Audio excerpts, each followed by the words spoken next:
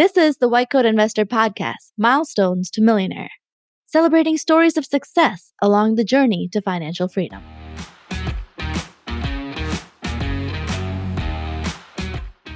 This is Milestones to Millionaire Podcast number 92. Emergency physician gets back to broke.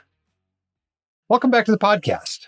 If you'd like to come on the podcast, we would love to have you. You can sign up at whitecoatinvestor.com/milestones. Okay? whitecoatinvestor.com/milestones. And you can apply to come on this podcast. We would love to share what you have accomplished with other white coat investors and inspire them to do the same as you. Our sponsor today is Pearson Ravitz. They're disability and life insurance advisors founded by and for physicians. This white coat investor recommended agency grew out of one MD's experience with a career-changing on-the-job injury. Today, Pearson Ravitz serves the medical community in all 50 states. At Pearson Ravitz, they help you as a doctor safeguard your most valuable asset, your income, so you can protect the most important people in your life, your family. Pearson Ravitz makes human connections before they make quotes. Go to www.pearsonravitz.com/WCI today to schedule your consultation with a Pearson Ravitz advisor. All right, we got a great guest on today. Let's get him on the line. All right, our guest today on the Milestones to Millionaire podcast is Zach. Welcome to the podcast. Thank you. It's a pleasure to be on here. I've listened to a lot of these, and so it's fun to finally get on. Yeah, it'll be exciting to hear your own voice on there. Until the point where all your, med school and residency classmates start texting you saying they heard you. So that'll be good. Well, welcome. Tell us where you're at. What do you do? How far are you out of training, et cetera? Yeah, so I'm in emergency medicine. I'm about 1 year or a little over 1 year out of residency training and currently living in Iowa. So kind of low cost of living in the Midwest. Iowa. Funny you should mention that. I've been trying to buy a truck in Iowa from a dealership out there that was giving me a really good deal. And they just emailed me after 11 and a half months of ordering this truck that I'm not going to get a 2022. So It looks like they're going to roll my order over to a 2023. I may never get this truck. We'll see how it goes. Anyway, that's my only connection to Iowa. I thought I was going to be coming out there soon, but it might be a few more months before I make it out. All right, we are celebrating a milestone for you today. You have gotten back to broke. Yeah. Congratulations. Thank you. Yeah, so back in June, so almost exactly a year after residency, I was able to get back to broke, and then it's been a couple months. So a little bit above that now, but it was a fun milestone to reach. Yeah, that's pretty awesome. This is a big deal. For those of you who listen to this and aren't doctors, this is a huge deal for a doctor to get back to broke because so many of us come out of school owing $200,000, $300,000, $400,000, $500,000 in student loans and no assets to our name. So just getting back to broke is a big deal. Broke, of course, is a net worth of $0. So once you actually have positive net worth, you are officially back to broke.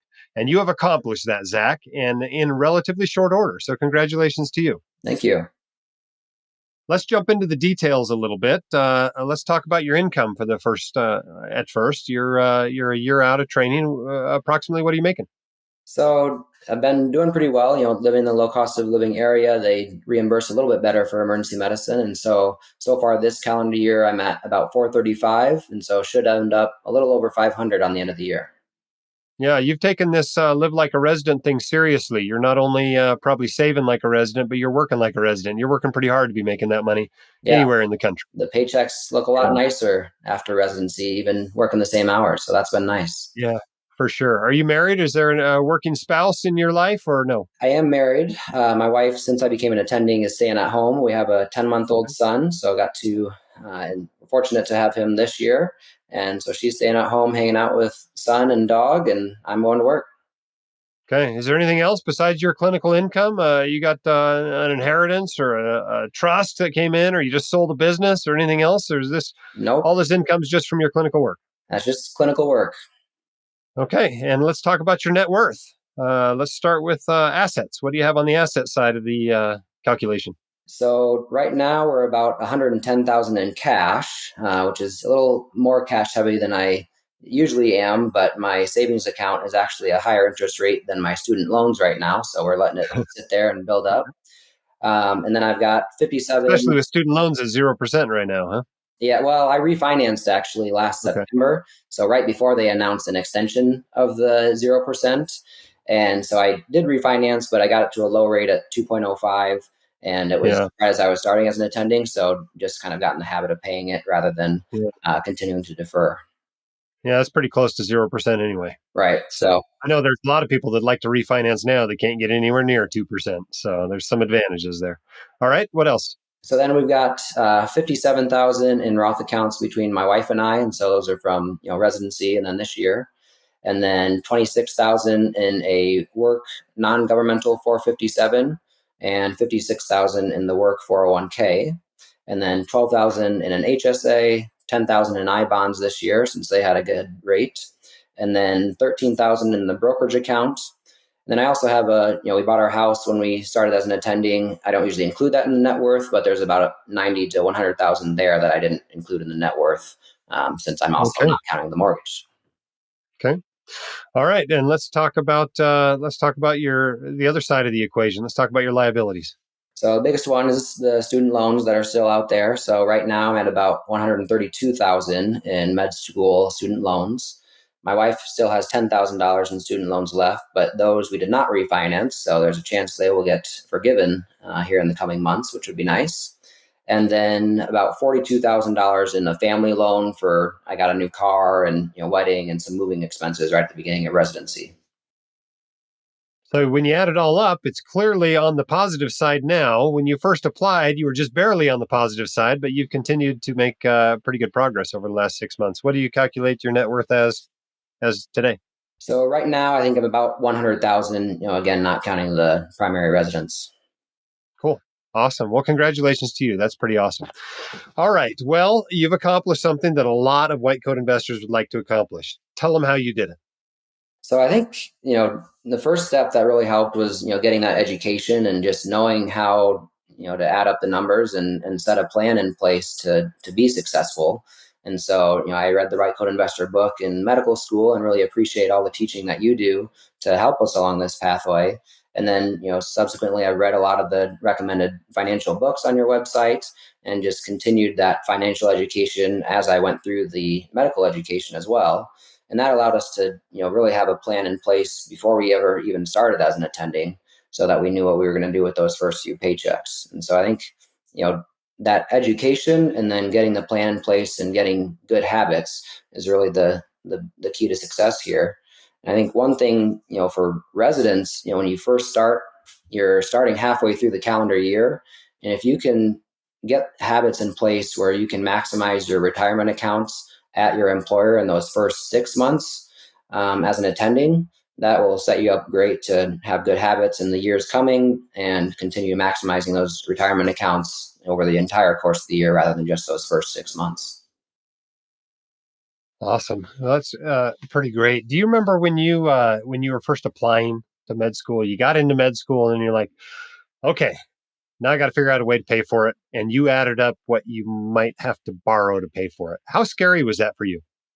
It was a little bit scary. I'm fortunate my mom is in finance and was able to kind of help walk me back from the ledge a little bit. But, I was fortunate to be able to go straight from undergrad into med school. So I didn't have the gap years and was going to be able to, take that opportunity cost. It's been a little bit difficult, seeing some of my college friends that have been working for, 4, 5, 6 years, and already starting to get Friday afternoons off and going on vacations and things. So I think that was the harder part, is just seeing all of the friends that you're close with that didn't go to medical school, kind of enjoying that lifestyle that you weren't quite at yet, but it's come back around now.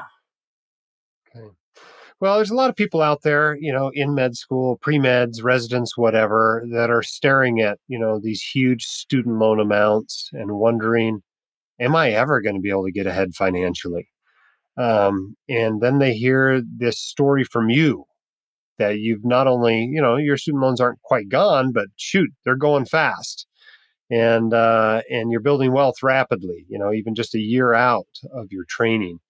What inspiration can you give to them about how easy, how hard this was for you to do what you've been doing over the last few years? I think, it's definitely doable. There's some specialties that get paid higher, some get lower, but like you always mentioned, there's things you can do within your specialty to really increase what you can get for your income. And so being aware of that and just, getting the education and getting a plan in place so that you know what you will do for the loans. You know exactly what they're going to be, and you can probably have a pretty good estimate of what your income is going to be. So you just get the numbers lined up and figure out what works for you and your family. In residency, my wife did work, and so we had a little bit higher income than the average resident. And we didn't put a big premium on trying to increase our net worth for those 3 years of emergency medicine residency, because we knew afterwards we'd be able to live the same way we were in residency and use that extra income to really start attacking some of these loans and building the net worth then. And so it just kind of is personal for everybody. Find what works for you and your family, and just add up the numbers, and it works out usually. So what's your lifestyle look like right now? What are you guys spending in a typical month? How much do you spend? Yeah, so typical month we're usually between 10 and 15,000. I looked this year, we had, moved into the new house, and so we had some expenses getting those one-time things of furniture and, the birth of our son, and so setting up the nursery and all of that stuff. And so over the year, we're probably going to end up around 150 to 175 spending, which is a little bit higher than I expected, because of some of those one-time purchases. But moving forward, we're looking to be in that 100 to 150,000 range every year. And given your income, that certainly still leaves plenty of money with which to build wealth. Absolutely. Yeah, it goes Yeah. fast. Yeah, it's interesting. I tell lots of people, live like a resident, live like a resident. But the truth is, most of the time, you can give yourself a pretty significant raise coming out of residency and still have money with which to build wealth. You just got to keep from quadrupling your spending. Right. The lifestyle explosion that so many people have. What do you think when you saw how much you're paying in taxes now? Yeah, so that was a little bit painful to see. Basically more than your monthly resident income going to taxes on every 2 weeks on your paycheck was a little bit painful. But then you look at the other side of it on how much still reaches to your bank account, and it makes it worth it. And try not to look too much at the taxes. That's just kind of part of being where we're at and living where we do. All right. Well, there's somebody out there that's like you were a few years ago. Maybe they're a PGY2, wondering, if there's ever going to be light at the end of this tunnel. What advice can you give them? I would say, PGY2 or even PGY3, try to start just tracking your expenses. We never really had a budget or said we can't spend more than this on groceries or entertainment in one given month.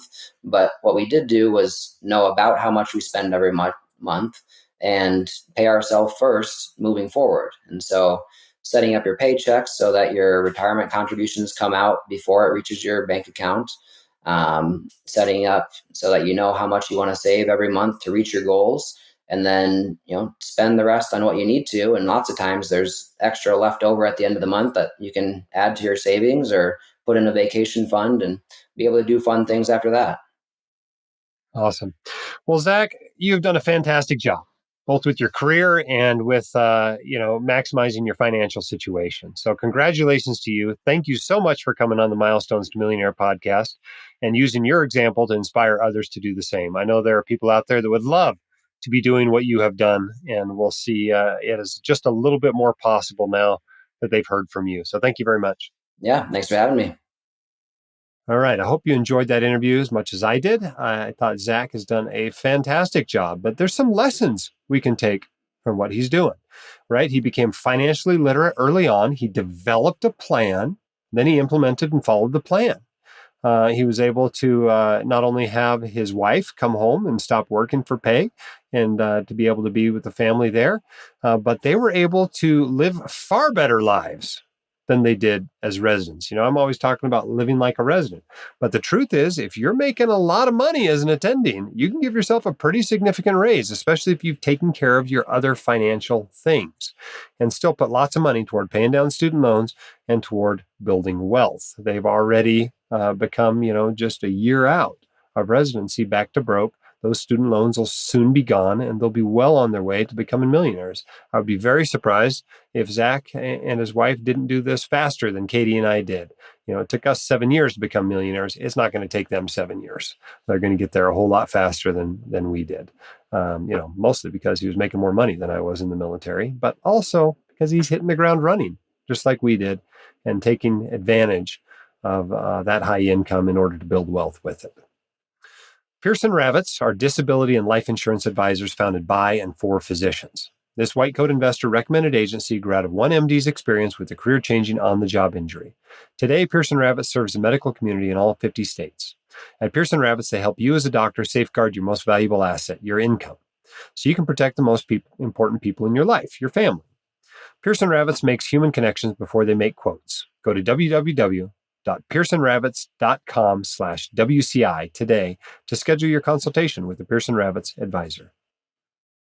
All right. It was great having you on the podcast. Thanks for listening. We'd love to have you on if you want to join us, but otherwise tune in next week when the next podcast drops.